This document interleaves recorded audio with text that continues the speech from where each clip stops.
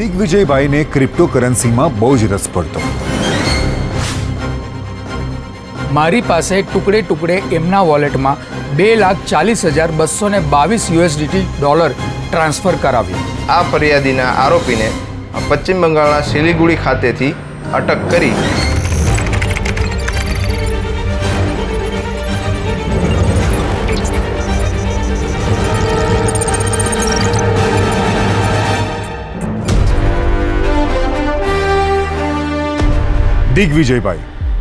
દિગ્વિજયભાઈને ક્રિપ્ટોકરન્સીમાં બહુ જ રસ પડતો.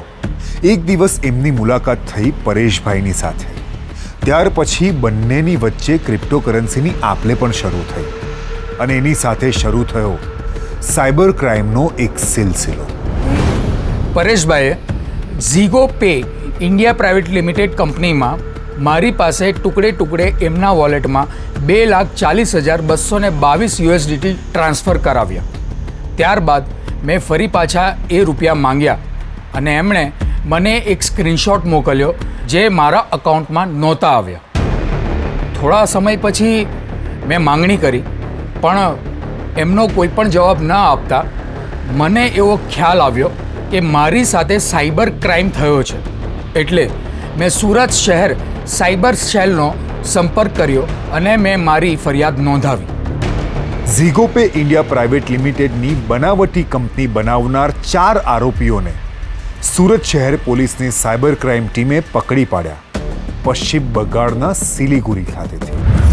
ક્રિપ્ટોકરન્સી બેઝ યુએસડીટીનો બિઝનેસ કરતા હોય ફરિયાદી પાસેથી યુએસડીટી ટ્રાન્સફર કરાવી લઈ અને તે બાબતના પેમેન્ટના નકલી બનાવટી સ્ક્રીનશોટ ફરિયાદીને સેન્ડ કરી અને આ બાબતનું પેમેન્ટ ફરિયાદીને કરેલ ના હોય જે બાબતની ફરિયાદ અત્રેના પોસ્ટે ખાતે મળેલી હતી.